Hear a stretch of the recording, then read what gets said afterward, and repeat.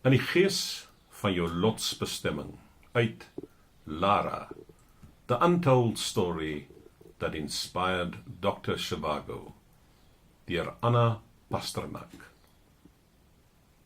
Dit is amper onmoontlik, gemeet aan vandag se standaarde van roem, om die vlak van beroemdheid wat Boris Pasternak vanaf die 1920s en later in Rusland bereik het, te begryp.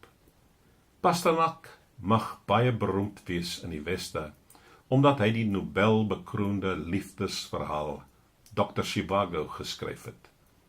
Maar tog word hy in die eerste plek in Rusland as 'n digter erken, en word hy daar steeds besonder hoog aangeskryf en gehuldig. Gebore in 1890, sy reputasie het gedurende die vroeë 30er jare toegeneem, en gou het hy auditoriums met jong studente, rebelle en kunstenaars wat opgedag het om na voordragte van sy poësie te luister, volgepak. Wanneer hy stil gebly het, vir 'n fek of vir 'n kortstondige gehierglips, het die hele gehoor daarop voortgegaan, en die volgende versreël gelykluidend vir hom uitgebasuin, net soos hulle deesdae by popkonserte doen. In Rusland, meer as enige ander plek in Europa, was daar 'n opregte kontak tussen die digter en die publiek, het Lydia, Boris se suster, oor daardie tydperk geskryf. Die kontak was baie groter as wat ooit in Engeland denkbaar was. Digbundels is in enorme uitgawes gepubliseer, en hulle is binne 'n paar dae na publikasie uitverkoop. Oral in die dorp is plakate aangebring, wat byeenkomste saam met digters aangekondig het, en almal wat in die digkuns belang gestel het, en wie in Rusland het nie in hierdie kategorie geval nie, het na die lesingssaal of forum gestroom, om na hulle gunsteling digter te luister. Die skrywer het 'n onsaglike invloed op die Russiese gemeenskap gehad. Gedurende tye van oproer, toe daar nie geloofwaardige politici was nie, het die publiek op hulle skrywers staat gemaak. Die invloed van literêre joernale was geweldig. Hulle was kragtige mediums vir politieke debat. Boris Pasternak was nie net 'n gewilde digter, wat vir sy moed en opregtheid gehuldig is nie. Hy is ook deur 'n nasie vereer, vir die feit dat hy sy stem vreesloos laat hoor het. Daar is 'n Russiese gesegde: jy kan Rusland nie deur jou kop verstaan nie. Dit kan jy net deur jou hart doen. Toe ek Rusland vir die eerste keer besoek het, was dit betowerend om daar rond te loop, want ek het gevoel dat ek nie 'n toerist was nie, maar dat dit 'n tuiskoms was. Dit was nie dat Moskou bekend gevoel het nie, maar eerder dat dit nie vreemd was nie. Op 'n winterige Februarie aand het ek in die wye Tverskaya straat deur die sneeu aangestap, om aandete by die Café Pushkin restaurant te gaan geniet. Ek was deeglik bewus daarvan dat Boris en Olga gedurende hulle hofmakery baie keer dieselfde roete gestap het, meer as 60 jaar gelede, op presies dieselfde sypaadjies. Terwyl ek daar te midde van flikkerende kersligte in die Café Pushkin gesit het, het ek die hand van die geskiedenis sag op my voel rus. Die styl was die van 'n Russiese aristokraat se tuiste, van so om en by 1820.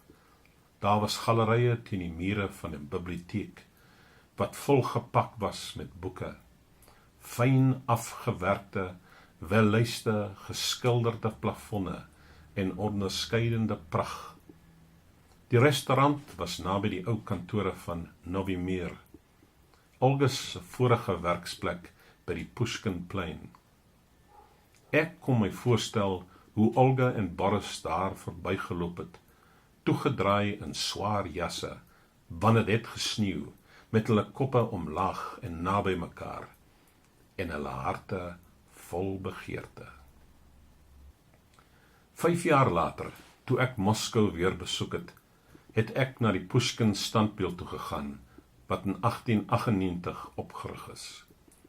Dit is waar Boris en Olga aan die begin van hulle verhouding mekaar gereeld ontmoet het.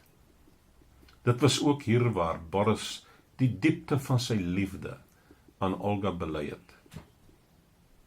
Die onsaglike standbeeld van Pushkin is in 1950 van die een kant van Pushkinplein na die ander kant verskuif. En dus sou hulle hul hofmakery aan die westerkant begin en in 1950 na die oosterkant verskuif het, waar ek nou gestaan het en opgekyk het na die bronsvoue van Pushkin se majesteuse skouermantel, wat teen sy rug afgetuimel het. My Moskouse gids, Marina, 'n bewonderaar van Putin en die huidige regime, het na my gekyk, waar ek onder die Pushkin se standbeeld gestaan het. Sy het Boris op presies dieselfde plek gevisualiseer, en toegesê, Boris Pasternak woon nou in die hemel. Vir so baie van ons is hy 'n held, selfs vir daardie van ons wat nie eers in poesie geïnteresseerd is nie. Hierdie siening vol eerbied was net soos die van Olga se dogter Irina Emelianova, wat ek 'n paar maande gelede in Parys ontmoet het. Ek dank die Here vir die kans om hierdie groot digter te kon ontmoet, het sy aan my gesê. Ons het verlief geraak op die digter voor ons die man ontmoet het. Ek het altyd van poesie gehou, en my ma het van sy poesie gehou, net soos geslagte van Russe. Jy kan jou nie voorstel hoe merkwaardig dit was om Boris Leonidovich, sy Russiese vadersnaam, nie net op die bladsye van ons bloemlesings te kon hê nie, maar in ons lewe. Irina is deur Pasternak onsterflik gemaak as Lara se dogter Katenka in Dr. Zhivago. Toe sy groter geword het Irina baie na aan Boris geword. Hy het haar liefgehad soos die dogter wat hy nooit gehad het nie, en hy was meer van 'n vaderfiguur vir haar as enige ander man in haar lewe. Irina het van die tafel af opgestaan en 'n boek uit haar volgepakte rakke gaan haal. Dit was 'n vertaling van Goethe se Faust, wat Boris haar gegee het. Op die titelblad was daar 'n toewyding in swart inkt, in Boris se sterk handskrif, vol draaie en lussies. Soos kraanvoëls wat oor die bladsy sweef, het Olga dit op 'n slag beskryf. Aan die binnekant het Boris in Russies aan die 17 jaar oue Irina geskryf. Irochka, dit is jou kopie hierdie. Ek glo in jou. En ek glo in jou toekoms. Wees moedig in siel en gees, in jou drome en voornemens. Glo in die natuur, in die gees van jou lotsbestemming, in gebeurtenisse van belang, en glo slegs in daardie paar mense wat reeds 1000 keer getoets is, en wat jou vertroue werd is. Irina het met trots die finale inskrywing aan my gelees.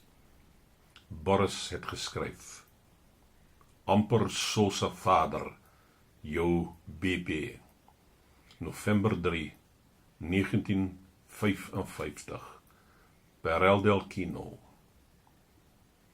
Toe sy haar hand liefdelik oor die bladsy gevee het sy in 'n droewige stem gesê: "Dis 'n jammerte dat die ink sal verdof."